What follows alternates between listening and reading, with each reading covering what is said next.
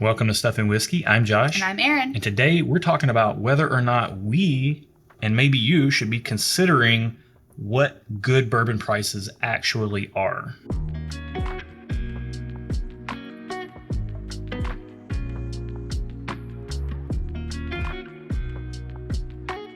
Welcome to the channel, bringing a real-world perspective to the real-world whiskey consumer. Today we're sipping Bulleit Rye 12-year. Yeah, we are. No spoilers, but this is coming up in our Friday episode of the first sip. Yep. And we're splitting that off from these because we want you guys to be able to get a little bit more digestible content from us. So you're going to get 3 videos a week now. Tuesdays are going to be our conversational podcast-inspired style pieces. Thursday head-to-heads, and then Friday's going to be the first sip single sample blind. So this was a really good one, a really surprising one. Yep. I don't know that we could have picked a better one for our first sip Friday episode. So check that out. Be sure to like this video or like that video when it comes out, and subscribe so that you know when we're releasing videos, and hit the bell so that you know when we're doing live streams. Yep. All kinds of stuff going on over here on the channel. Hope you can join in on the fun. Also, if you like the shirt Josh is wearing, feel free to check out our merch store, stuffandwhiskey.com. We have t-shirts, this one and other ones, hats, drinkware, all kinds of stuff. That's down there in the video description. And we also have a link to our Patreon if you want to check out more information and, more importantly, get more interactive with the channel. That's the element for that over there. It's our community part of the channel. We also do 2 additional first sip style episodes every week over on Patreon if you're in the bonus content tier. And we have a Whiskey with Friends tier where we do private live streams, sample swaps, blind flight nights, all kinds of stuff. You can find all that information down in the video description below. All right, so now with the housekeeping out of the way, let's get into our main topic. Yeah, so this one, you know, we do our videos all the time, especially our head-to-heads and our first sips, and we kind of think about pricing a lot. We say we're a consumer focused channel. We really try to stay down to earth in that regard. Yeah. And this video is almost a question to you guys. I do wonder if we maybe need to reconsider what reasonable bourbon and rye pricing is, reasonable American whiskey pricing in relation to worldwide whiskey. Yeah, okay. Prices are going up on bourbon and rye, period. Yeah. Well, and they're going up on a lot of things. Period. It is. Yeah. And so if you have a keen eye, what you'll notice is over here on the channel, we don't often cover a lot of the really bottom shelf stuff. Life is pretty short and we don't drink a huge volume. So we like to spend a little bit more and get a little bit better quality. For us, in our minds, a good bottle of bourbon or rye should cost somewhere in the neighborhood of like $30 to $60, depending on the proof point. Yeah. Maybe I'm a little bit more judicious. I might stretch that up to about 80 or 90 in rare cases. Yeah. But we don't like to spend a lot on whiskey. But we want good quality. When we do spend, we want the value to be there. Right. And the thing about this whole conversation is, with prices going up, you know, is it reasonable to expect a really good quality bourbon or rye for $30 at a lower proof point, or a really good bourbon or rye at a slightly elevated proof point for $50 or $60? I mean, you can find that now, but I feel like maybe that is changing. You can, but when you start looking at it in the scope of other worldwide whiskeys like Irish or Scotch, you know, if you take something like an entry-level bourbon, like your Elijah Craig small batches, your Buffalo Traces, 1792 small batch, most of these products fall in like the $25 to $30 range. Yeah. So when I drink something that's lower proof, that is fairly well crafted, a good, solid, decent pour, my mind immediately says this should be about $30. Yeah. Or if it's higher proof and it's a well crafted pour, my mind immediately says this should be about $50 or $60. Yeah. The problem is when you go over to Irish and Scotch, like if you want to get something like, you know, a Powers John's Lane or a Redbreast 12, or you want to get something like a Macallan 12 or a Glenlivet 12-year, like these 12-year offerings are kind of the entry level into the threshold of like low end but quality Scotch, which is kind of what we think about in like $30 in bourbon, but those are like $60 or $65 or even more in Scotch or Irish whiskey. Yeah. So that entry point is higher in those genres. And so I guess you were asking if maybe the bourbon entry point is going to be probably coming up to meet that a little bit more. Maybe. I mean, the international Should it? whiskeys, and look, we don't want it to. Yeah. Fair disclosure. Yeah. Like, we just don't want it to. But are we, when we're reviewing things and we're being tight on the price, which I always am. Is that reasonable, or should we kind of adjust our expectations a little bit? And I think one of the most interesting parts of this is when you look away from the major distilleries who are doing a ton of volume and can offer a bourbon like Knob Creek 9-year or Buffalo Trace or 1792 small batch, they can offer these good quality bourbons for that 90-ish proof point for $30. Yeah.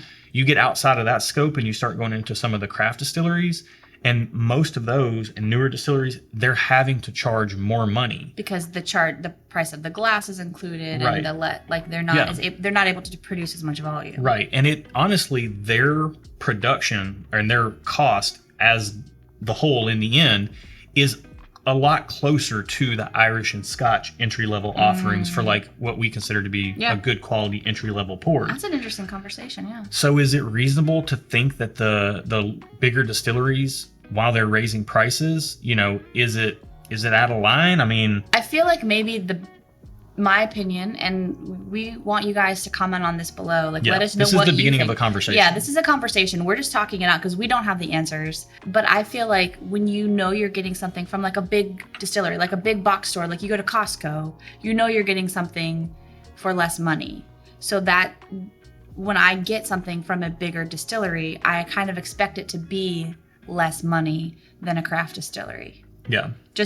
But what that threshold is I don't know, but I don't have the same expectations of the prices of the craft distilleries than I do of like a bigger distillery. Yeah. And it's funny that this is the first episode that we're doing where it's a standalone topic, and we hope that you guys got plugged in right on the conversation and the idea behind this right away, because we really would love to hear from you down in the comments. This truly is the beginning of a conversation, and if you're a loyal channel watcher, we would really love to hear from you if you think it's reasonable for us to continue to hold that $30-ish price point for like a good quality 90 proof bourbon, or about $40 for a good quality 100 proof bourbon, or $50 to $60 for something that's up in like the 1-teens in proof wise. Like, is that reasonable? Or with prices going up across the board, should we perhaps loosen up a little bit on our tightwadness and potentially stretch our boundaries a little bit in regards to what we expect to pay for good whiskey? Essentially, you're asking me to change who I am.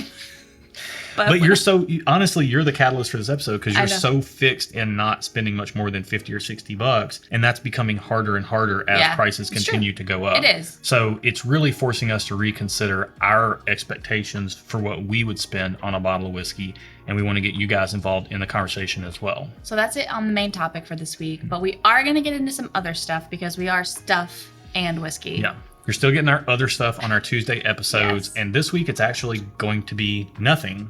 In a way, it's a technique. It's a tip that I picked up on a long time ago. We oftentimes talk about buying things. Long time ago, meaning when he met me. No, this was long before that. Okay. Sure. I'm not always good at following it, but it's a tool to try to avoid FOMO. We talk about avoiding the fear of missing out, and I can be particularly quite impulsive when it comes to buying things, and I like stuff.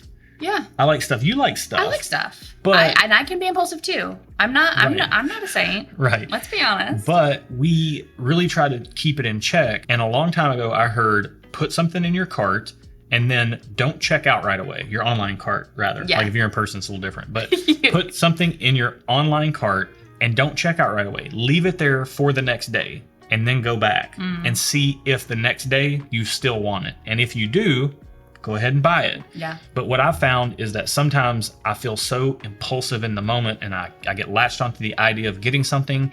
And if I honestly sleep on it, then the next day I feel like, you know what, I can do without that, or I really don't need it. Or yesterday it seemed like the greatest idea in the world, but today I'm not even sure I would use that. Well, especially with things like Amazon Prime, you can get things delivered to you sometimes same day. I've done something similar but slightly more extreme, where if I want something I don't put it in an online cart.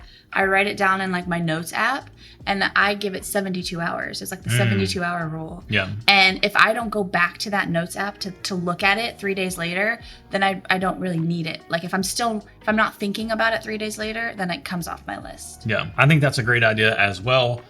We're kind of talking about not being so impulsive, and this kind of does tie into whiskey as well. Yeah. And Amazon really was the catalyst for this, because it seems like everything we want, we go and it says like only 4 left or only 3 left. There's like a scarcity mindset that it sells. Right. I mean, it's a marketing tactic a lot of times. Sometimes there is an actual limited supply, but a lot of times it's a scarcity marketing tactic that gets people to be like, oh, I want it. I have to get it now. Right. And it's honestly driving me nuts. Like I can't find like cereal and snack bars that I want at the grocery store because they're continually out. And then when I see them, then I want to buy all the boxes. Yeah. But I don't want to be that guy either. So I'm personally feeling really frustrated with this scarcity mindset and this limited availability thing. And that's really seeping its way into the whiskey world with so much FOMO around bottles. And the truth is that there's always another bottle.